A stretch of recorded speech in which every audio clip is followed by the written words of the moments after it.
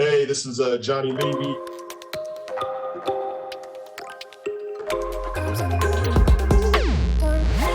As you know, Data Joe, top of our pyramid is partnership, right? So that's the thing that drives my organization from the top down is being an effective partner to publishers across the United States and specifically alongside the lists and directories and the online directory also.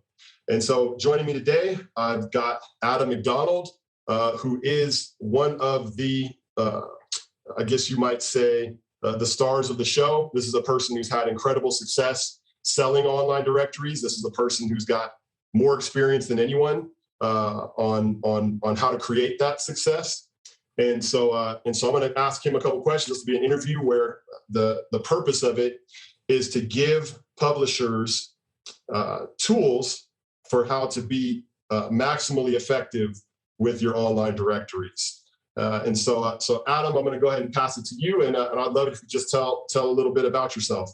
Thanks, Johnny. Yeah, so I've been in the industry for 12, 13 years, and started directories for 2 publishers, 5 different magazines, and one company that does business-to-business directories. So I've had a lot of experience starting these from the beginning and taking them live to the audiences and clients online.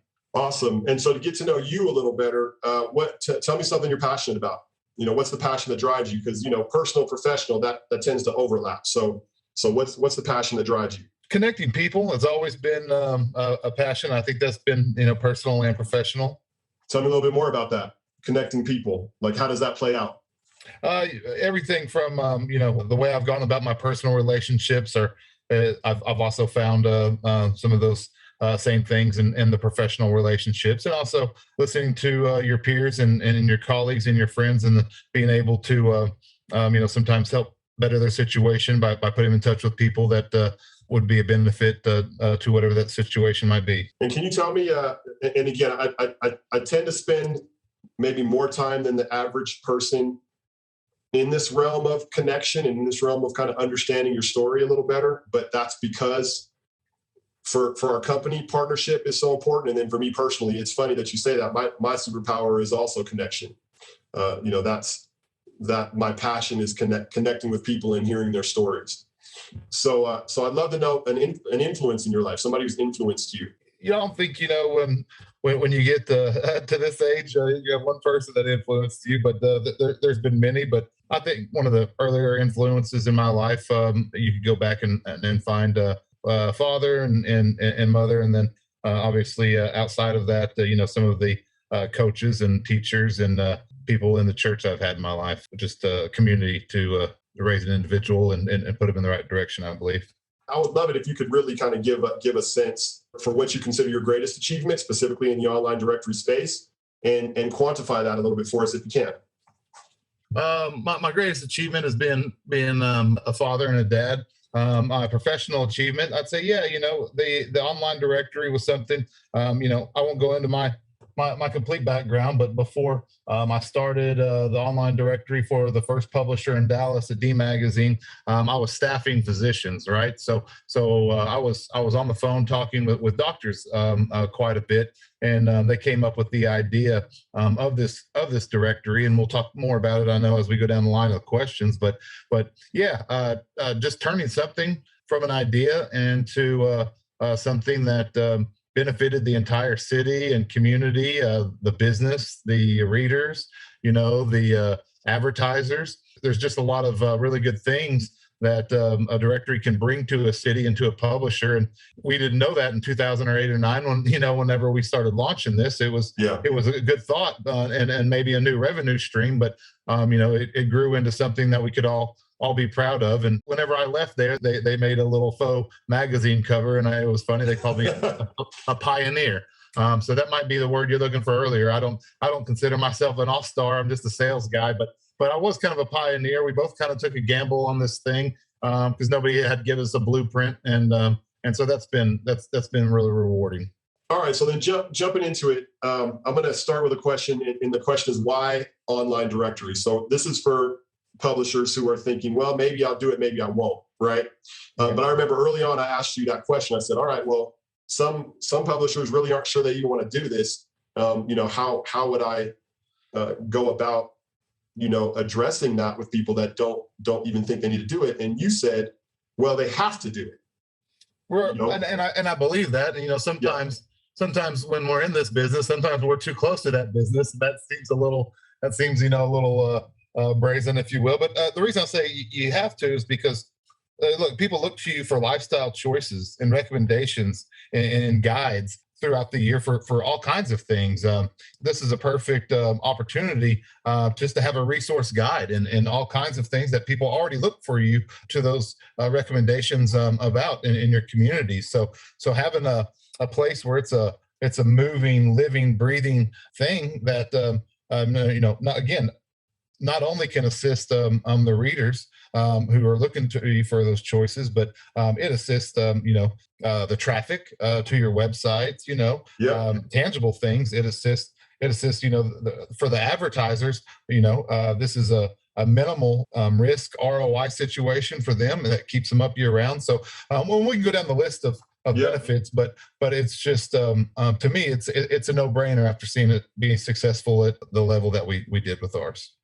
With that in mind, what would you see as the dangers of not doing it? So the main risk is that somebody else will, and right now that's already happening. Nationally, there's people talking to these doctors, to these dentists, to these real estate agents for whatever their platform may be, whether it's ZocDoc, whether it's top lawyers, whether it's 1-800. There's a need for people looking for resources online, and they're going to talk to these prospects in your community with or without you. That's the biggest risk. The reward there is your audience and your brand and the familiarity that those people will already have with you. All right, so here's the objection that you're going to get to that, and I think you'll probably have a counterclaim to this. So to say, well, hey, if everybody else is already doing it, then why should I do it, right? Like the publisher saying, hey, I'm not an online directory company, I'm a news company. So if these other organizations want to crowd the market with those products, then why should I throw my hat in the ring? What makes me different? Or because you as a publisher know the growing places that people are spending their digital dollars, right? So their digital markets are going to increase. There's going to be a percentage of that for you. They're doing Google AdWords on top of ZocDoc, on top of Castle Connolly.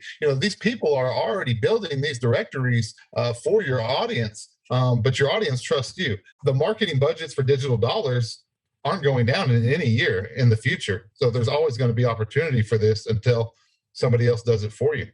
Yeah, and I double circled that word trust, right? Because that's the thing that the local publisher has that nobody coming in from out of town has in comparison. Correct, and they have more than trust. They have years of brand, and reputation built up with the community, but also you have award systems. You have things that you can incorporate with these directories that we can talk more about that nobody else can do, and that goes back to the trust part.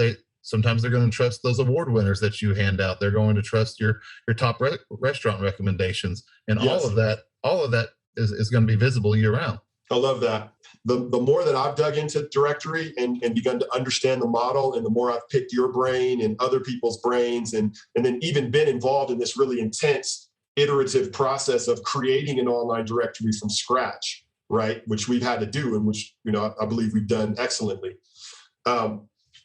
I've come to the understanding that I believe that the audience, like the higher purpose of a directory, because, I'm a very higher purpose driven guy. That's why I ask the kind of questions I ask. Like, I'm trying to get down to what the core of the essence of what a thing is. And I think the essence of an online directory is that it's a storytelling tool.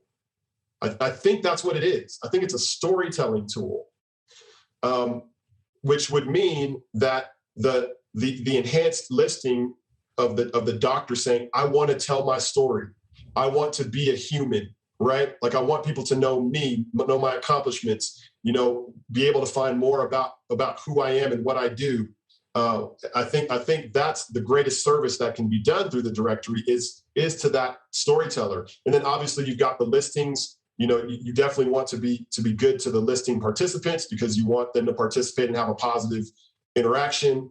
And then you have the user, which is looking for the recommendations. And obviously you want it to be user friendly and intuitive and filterable to help them find what they're looking for, right? This curated content, not just doctors, but also top doctors and also enhanced doctors, and who's the best one for me. But I would rank it that way. I'd say it's the enhanced, the enhanced listing, then the listee, and then the user. And all of them are important, but I would put them in that hierarchy. Would you agree with that or disagree? You definitely hit on the high points of it, and the storytelling is kind of what we all do. All right, everybody loves a good story from the time you're a kid and you go to bed with one to a sales call as an adult. The best way to relate to somebody is a story. And I think with these doctors, with these lawyers, with these dentists, with all these professionals, they have their own story to tell. They have their own specific philosophies. They have their own education. They have their own background. They have things that are important to them. And then just like we mentioned earlier with those awards and things, you also have a wall where you can show off some of the trophies of those stories, and some of your educations and things that like that. But absolutely.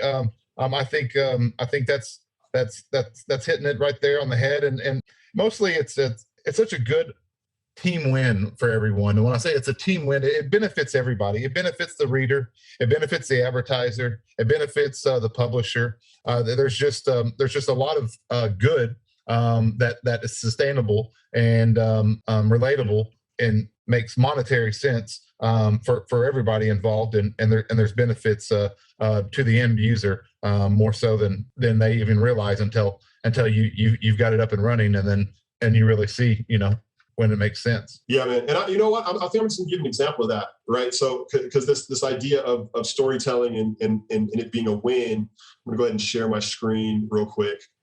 This is exactly what we're talking about. We're talking about these physicians towards the top of the list that are being sponsored. And I'll do a doctor specifically right here who has a rich listing, right? And it is a storytelling tool, right? Like he's telling a story. This is where I specialize.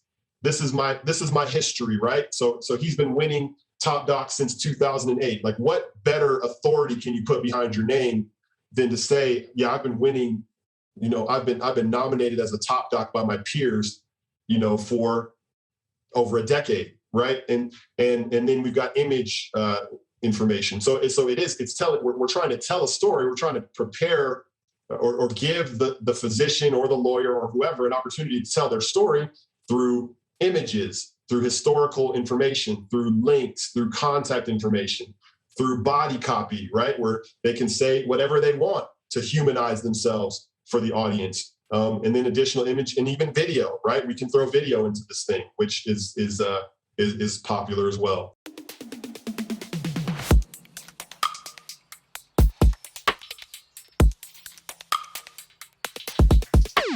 This segment's all about value to the advertiser because, again, if that's the top of the pyramid, that's a big reason why the fundamental reason why this device exists is to allow the physician, the lawyer, the dentist to tell his or her story. Then how do you maximize the value to where that individual feels that wow feeling, right? And so I will say, I'll go ahead and let you. This might be a little redundant, but I'll just ask the question: What would you say, Adam, is the value, the ultimate value to the advertiser that you discovered through countless phone calls and interactions with these people? The value to the advertiser is going to be a year-round presence with a very trusted audience that they want to be in front of. And this platform allows for that, and it does a great job of the storytelling. It does a lot of other good things too, and we can go through those. But I think the year-round presence with value for the audience with minimal risk and cost involved, it's a no-brainer to me. And I think the best value that any of these advertisers can ask for is, hey, if I'm in front of somebody, is that the type of client that is going to be a match for me in my practice? And most of these audiences are very discerning. There's the reason they read these publishers' magazines and they do their homework. So the value for the physician is a year-round presence in front of these publishers' eyeballs. And after a year on there, and we'll get into some of that retention rate, it's easy for them to see.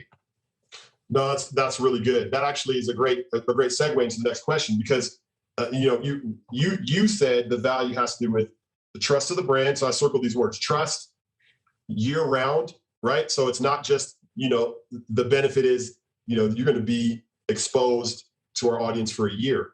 And then it's the quality of that audience, right? The quality of the audience is, these are discerning people that, often are affluent readers, people who do their homework and make informed and educated decisions. And that's the kind of client that you would want. And so it's partnering with a respected brand. You're affiliated with a respected brand to tell your story to an audience of discerning people. And then the low risk piece, I heard you say that as well, which I can totally just feel like I'm a fly on the wall in your conversations. You've done this a time or two, haven't you? Yeah, a couple of times. There's another thing too that's very important for, I think, the advertiser is their brand.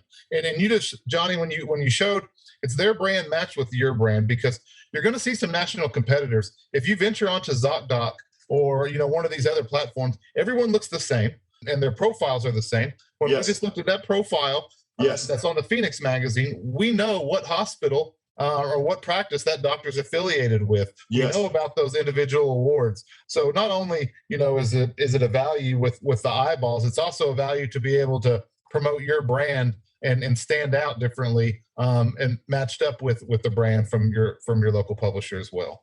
Oh, that's huge, man. Yeah. So the individualization, right, is what allows you to stand out. Absolutely. Yes. Because it's like we're not putting you into this system where you can't actually tell your story the way you want to tell it, right?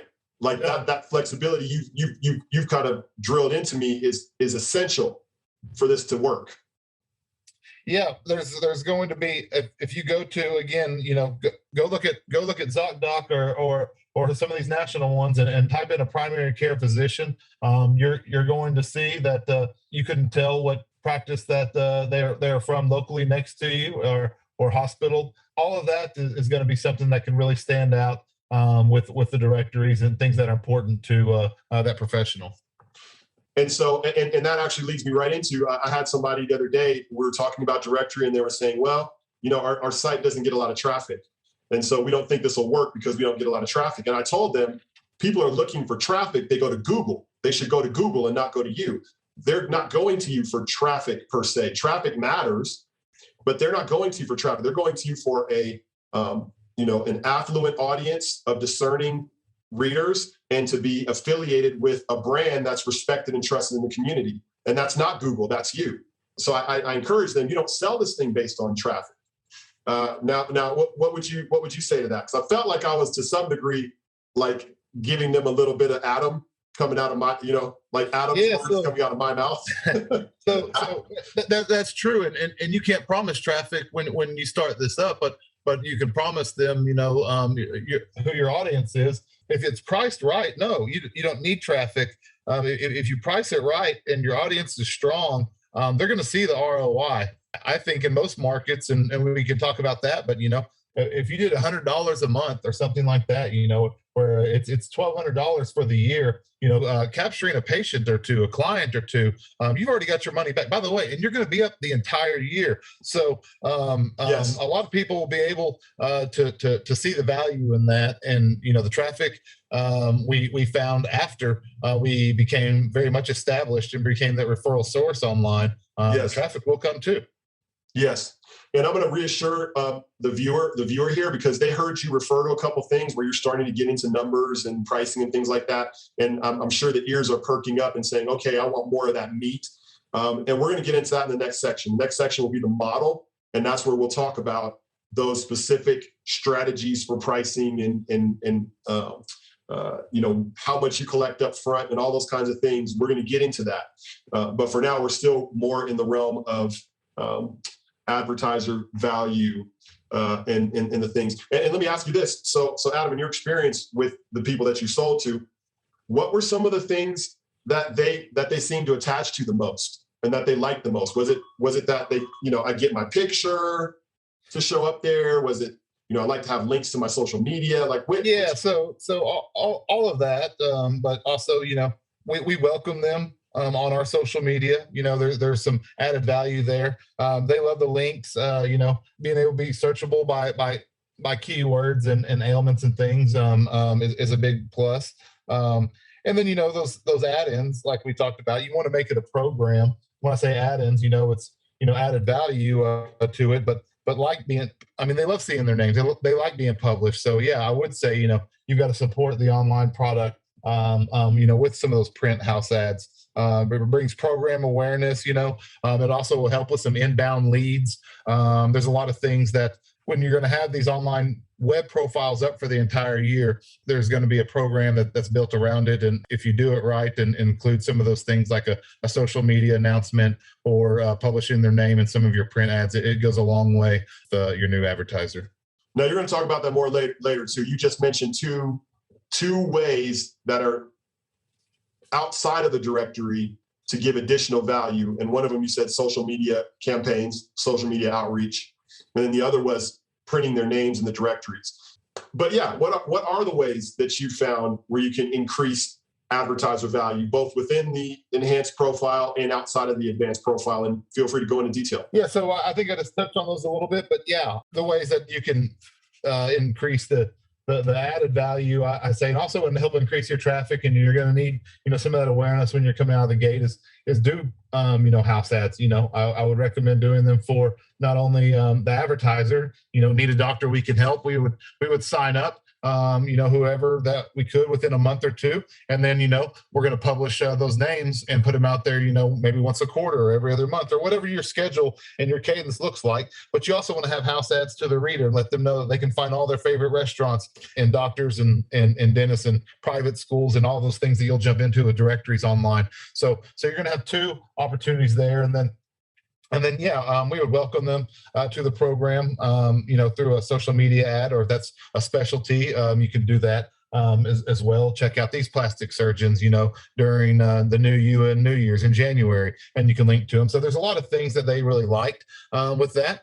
The other things that, you can do is, make sure that it has the point person or a director of the program's name at the bottom of those ads. So when other doctors or lawyers see those and they say, hey, I want to see my name there, I want to be directed to the web profile, it creates inbound leads and things like that too. Those are some of the things that we did. As far as strategy, Johnny, if we're there, I think, this is something they could add, to print buys when your tops comes around. Maybe a higher price if they want it individually so it doesn't cannibalize. But then if you wanted to do a quarter page and have the online profile, a lot of our advertisers would find that they wanted it to mirror what they did in the print magazine. So if I did a half page profile or a quarter page and my photos there, we would take that same PDF and put it online. So as our audience looked at them year round, whether in our pages or our website, they would see the same doctor and the same photo and the same branding consistently. Adding those to print buys are good things to do during those times of the year as well. That does bring me back. So let's say I'm a publisher and I'm saying, all right, I'm trying to evaluate, how to take this program from 0 to 60, right, as quickly as possible. Let's say I don't have an online directory, or maybe I've got kind of an online directory, but I really haven't doubled down on it, and it's mostly just kind of a glorified add-on, right? And so I'm facing this proposition that there's this new digital revenue stream that stands on its own that I can start to invest in. And I've got 500 top doctors, let's say, right? I've got 500 top doctors, and some cross section of those top doctors are advertisers. Either they are individually as profile buyers, or they are corporately as practices or hospital groups, right? What percentage? And again, you might be shooting from the hip here, but what percentage of those might I expect to convert right, to pay full price for the online listing, or something near to full price. Let's say I'm getting a hospital system to put on 100, then I'm probably going to give them some consideration, right, on the per profile fee. But what percentage of those, right? Like, so I can have some certainty that this is going to be successful. How many of those 500 are going to convert for me? It's going to also depend on your category. So if you have 500 plastic surgeons, I can guarantee you that you're going to be able to find 10 that want to advertise in it.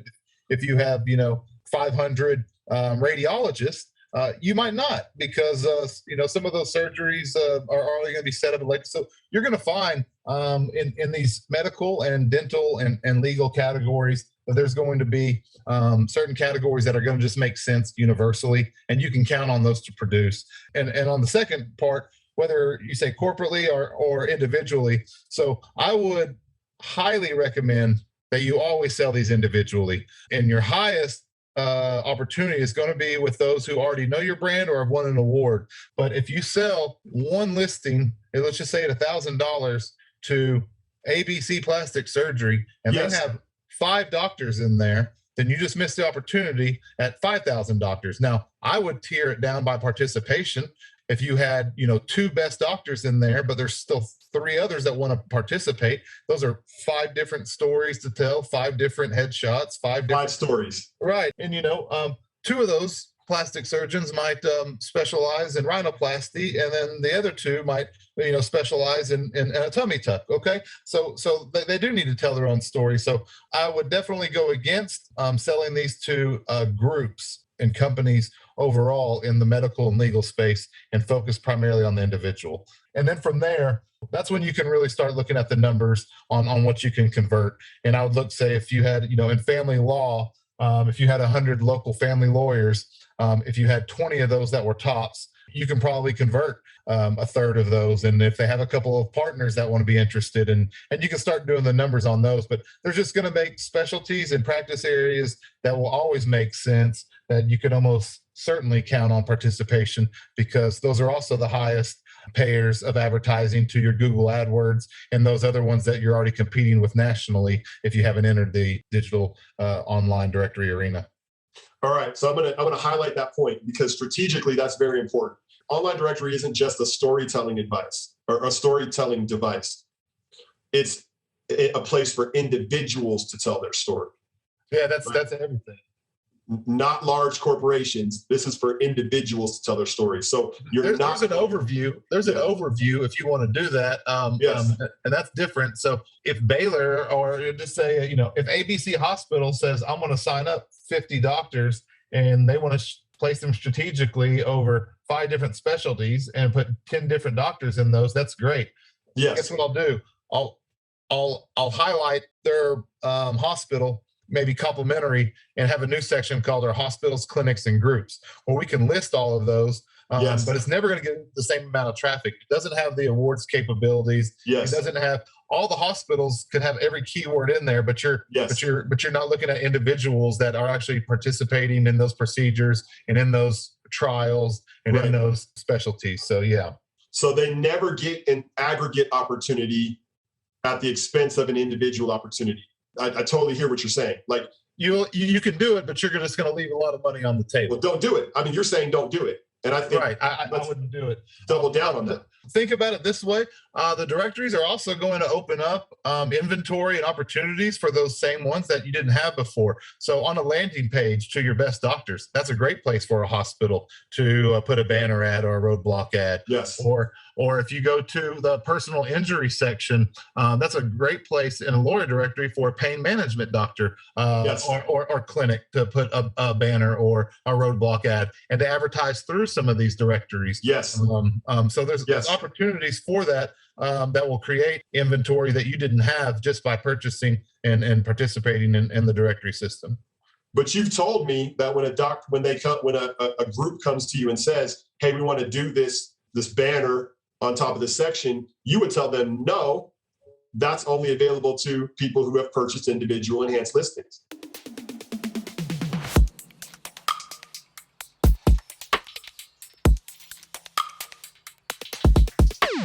You actually done a research study trying to find out, analyzing some of the online directories that were successful out there in the world, and try to answer some of these questions through data. What are the top performing categories? And through our research, where we analyzed 12 different directories to try to get a sense for what the opportunity was for advertising, we noticed a couple of things.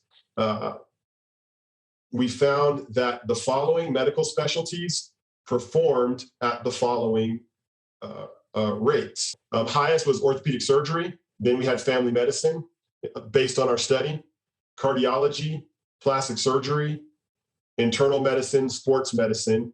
And then you can see on your screen kind of where it goes down from there. But your bread and butter is going to be right in this wheelhouse. Well, yeah, if you look at all those on the left, when you start with your orthopedic surgery, again, these are big groups. All of those are going to have multiple opportunities in there. Orthopedics usually always going to have multiples, and their specialties are going to be different. Your family medicine is usually going to be, unless it's a boutique practice, is going to have plenty of members in the group. Cardiology groups are the same. Your plastic surgery practices are the main ones that are probably going to be more on the smaller side and have more of the boutique sometimes with the individual. But again, internal medicine, sports medicine. So yeah, every single one of those that start with the highest percentage there is going to have multiple opportunities given within a practice most every time.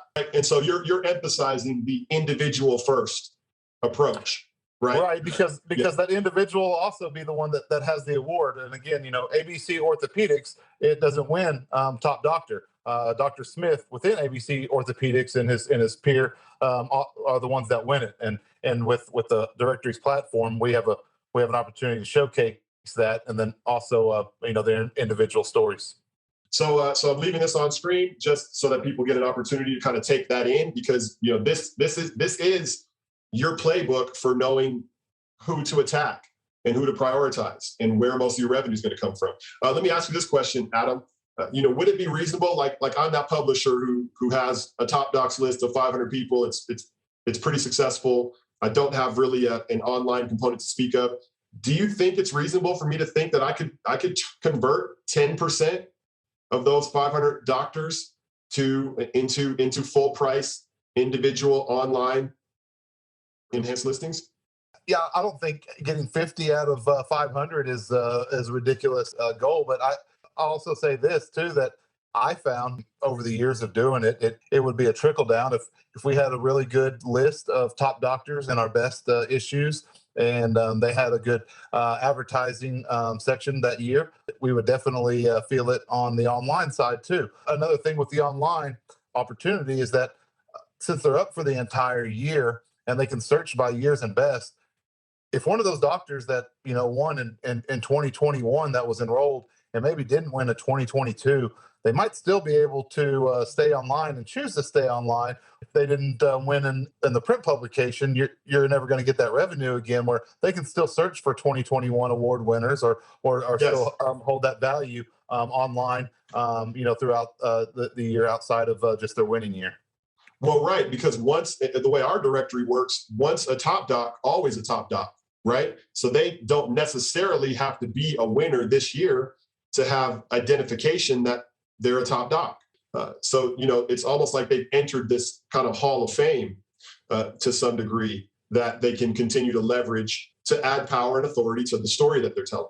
So that's good, man. And so we've answered the question, what specialties? We've really doubled down with the idea that you really want to have an individual first approach. And then you do want to offer opportunities for the large groups in large hospitals and large practice organizations to be able to get some additional upside on top of that.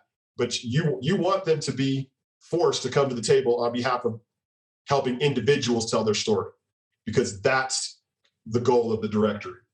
And what you'll find, it's kind of a social proof deal with these when you get started. The more people that you have participating, the faster you can get people to participate, the easier it's going to be to sell them. It's a social proof deal. So I would also, we touched on it earlier when you're selling these to multiple doctors within a practice, you want to make it very much advantageous if they all participated. So you could tier by participation, and the way we would frame it is, 1 to 3 participants and it's 10% off, and 4 to 6 and it was 15% off. Whatever the math works for you, and what you're trying to accomplish. But the more people you can get to participate, the more options you give to your readers to search, the more valuable the directory becomes, to the readers, and at the same time, the advertisers want to be where their peers are. Now we're into model questions, right? So for my publishers out there that are saying, okay, just tell me how the model works. And so I feel like we've kind of set the groundwork that this model is, it does force the publisher to embrace the idea that digital should be able to stand on its own and not just be a throw-in.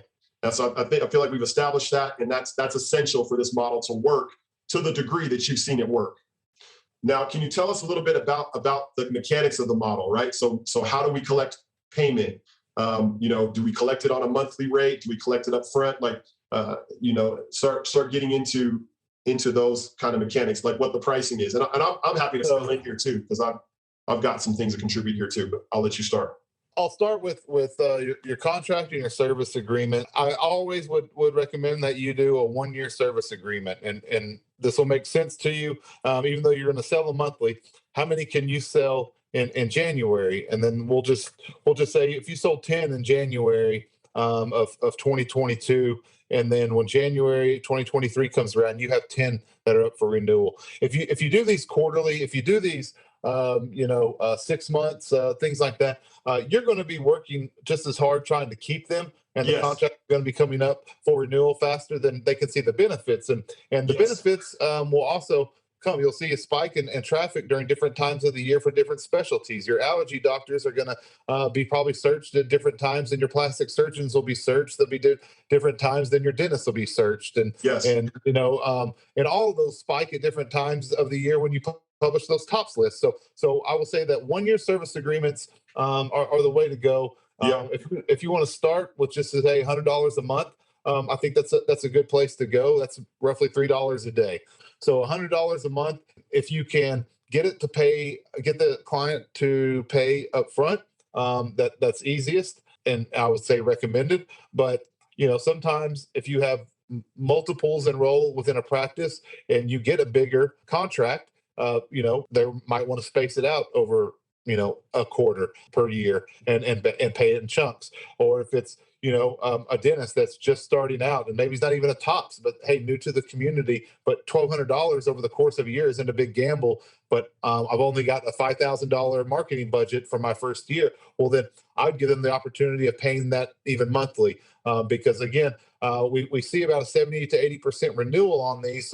So getting them in the door, it's letting them see the value is most important. Then I think on the date that they pay is if they're going to be up for the entire year. So and that's another discussion with your individual accounting departments and how you display revenue. And I know all those things are different per publisher, but I would say that your first goal is to get them to prepay. But if you can't do that, I would definitely recommend doing quarterly, or in some cases even monthly dollars on the invoice, because you're going to be able to keep them the next year.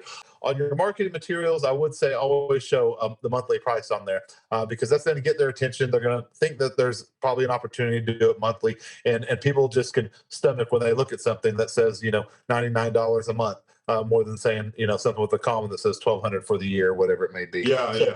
So always put that in your market materials. But let's say in 2 years, your program is up and running. You've got a handful of clients, and you think the ROI is good for them, and you and they can stomach a price increase. And let's say it's going, something from $1,200 to $1,500, just $300 more for the year. Well, if you've got 2 years of sales on there, now what you can do in the first quarter is say, hey, we have a price increase. If you would like to stay at your current rate, we need it by March of 2024, or it's going to be $1,500 on the month you're up for renewal. That way you can find out really quick who's going to be on board for the year.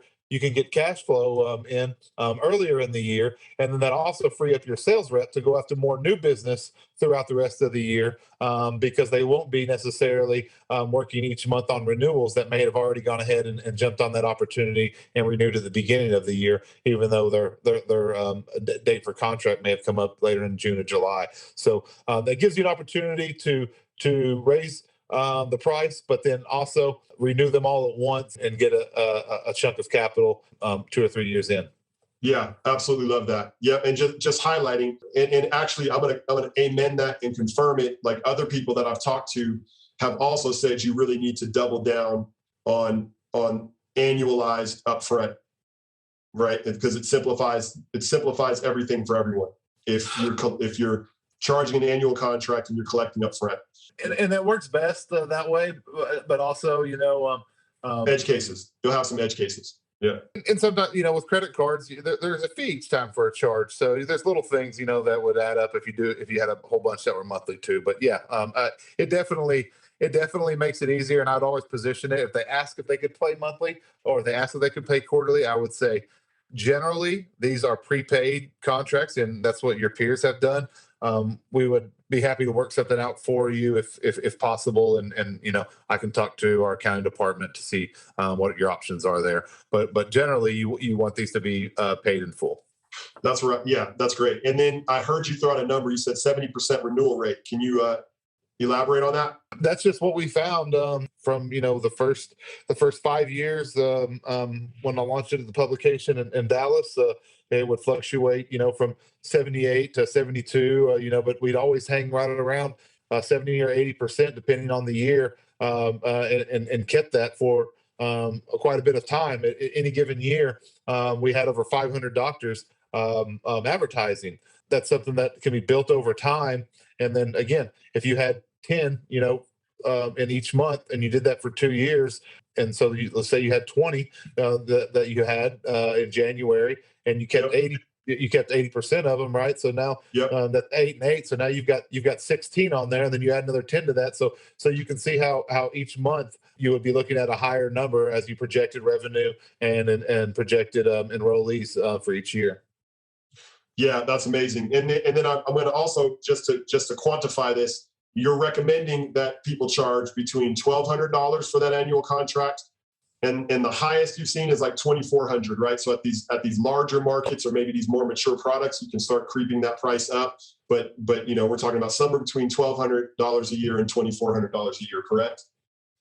Correct, but the $2,400 one was after 3 price raises over a 10-year period. So we never really started there. Maybe at this time you could, but if you're going to, then I might do it on exclusivity or something like that. I think there's a place if you wanted to do a high point number higher than that, and then say we're only going to allow 10 or 15 to be highlighted. You could do that too. You could put $45,000 on the category. We're going to do 15, and that's it for the year, and $3,000 a piece. But I just find that you're going to get more participation, and you're going to get more value for your readers if everybody can participate and be highlighted. And from there, you're definitely going to have to start at a lower price point. Well, and then that story principle, right? You want more doctors to be telling more stories. Like that's the point, right? Is to create this venue for doctors to tell stories, because what happens when they tell their stories is that there's more content, more interesting content on the site in terms of text, links, images, videos, all of the above. There's more for the reader to enjoy, as well as the user to enjoy. And the market I was in was relatively big, and so we're also able to establish, directories for all types of specialties and things like that. But for smaller markets, though, I could see picking, a handful of specialties and a handful of advertisers, and still doing very well with it if you didn't just have the numbers. But I suggest, the more that participates, the more you'll have those stories, the more that it'll benefit, the readers, and then obviously it will just look more appealing to the other providers that are out there that are thinking about doing it. I know that publishers are going to have a lot of questions about specifically sales teams probably are going to have questions about gatekeepers. Doctors are notoriously difficult to track down. Decision makers are difficult to track down. I'd love to hear advice around, how to navigate this marathon, and then even hear a little bit of a sample pitch from you, if you could swing that. But yeah, I'd say start with ideas for getting around gatekeepers and what you found works. Well, a lot has changed over the years. When we first started out, there was definitely more boutique practices. You could get to the doctor more so. There's been changes in the medical community where there's been more hospitals and bigger groups buy up and really merge with some of those smaller ones. But to me, it's always been easiest if the doctor was able to see it first. So I would always ask for the doctor. A lot of the times that office manager and that gatekeeper is already wearing 4 or 5 different hats within the practice, surgery scheduler, everything. And this gives them one more thing to do if they're also the marketing person. So if the doctor was able to view it and the doctor is able to understand that they have a listing out there, and then they can control what's in that listing and how it's displayed to the community, it's easier for he or she to get the ball rolling if you're able to connect with them. So I would always call and ask for the doctor, and then follow up with an email if possible to the doctor, and that would be the best way to go. If you can't, then obviously the marketing manager, the hospital contact is going to be who you're going to go through, and a lot of times you're going to have to sell to them for the opportunity for them to sell to the doctor. So I used everything from videos that I would make, or examples of what competing practices are doing, to put it in links, is something to pique interest when you're doing that. Also, from the sales call, the words that you use as the person's calling in are really important. There's a lot of directories out there. I'd call it a program, and I'd mention the specialty. So for me, if I was going to call into looks like Phoenix, looks like a good directory you got going there, Johnny. If I was calling into the plastic surgery opportunities there, I would call into the plastic surgeon, and I would say, hey, this is Adam McDonald with Phoenix Magazine, and I wanted to talk to Dr. Smith about a new online plastic surgery program. I want to show you where you're located and how the program can work for you. What I didn't say was directory, because there's a lot of directories. I called it a program. And then I specifically said the specialty. It's not a medical directory or medical. So it's a plastic surgery program. It's an orthopedic program. And so what does that program look like? I told them I want to show them where they're located. So that lets them know they've already got a listing there. So they want to see what they're currently being displayed like. Then I'll show them how it works. So then I'd maybe send a link of one of their competing peers in the marketplace who has everything highlighted, who has their story out there, who maybe have a video or testimonial in there, and then put theirs next to it, and that would be the email on the follow-up. So there's things that you want to use as far as language that I think would help get you in the door. And then also doctors want to be where their peers are, and going back to that whole social proof is going to be a big part of piquing interest. That might be worth the price of admission right there, right? Because you're just, even that wording is so different from how the layman would probably approach it. So that's deceptively simple, but I'm sure it comes from just many hours of trial and error to come to that point of clarity.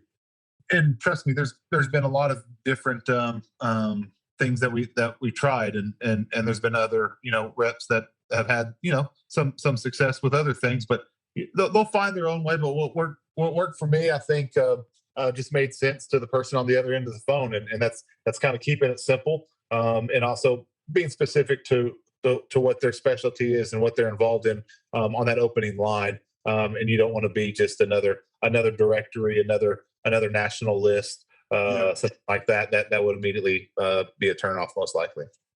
I'm going to try to confirm a couple figures that you told me in the past and make sure I heard you correctly. It sounded like you when you're doing a directory like this, you expect about 50% of the enhancements to come from top docs and about 50% of the enhancements to come from non-top docs. Is that correct?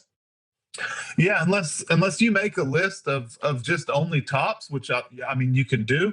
Yeah, so I think having a full list, because each tops again is going to have somebody in their practice who's maybe not a top, who maybe one day wants to be one, as well. So you're going to find people that don't win every single year, but maybe win every other year, and you wouldn't want to keep them out of being visible with your audience every other year. So that wouldn't make sense. But the intro usually started with the tops. That was still always going to be your warmest lead. But Yes.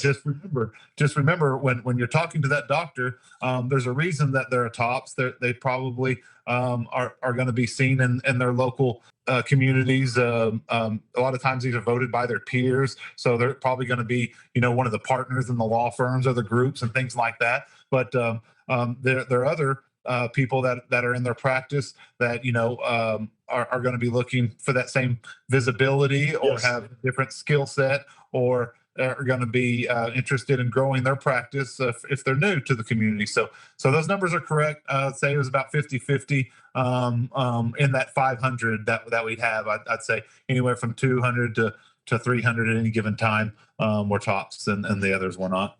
How do you make sure, and you just started to dig into this a little bit, or at least give us some insight into this, like how do you keep from cannibalizing your top docs print revenue cash cow, right? Like how do you keep this from cannibalizing or impacting that, or having doctors say, I like that online opportunity better than print, let me not do my print ad this year and I'll just do online?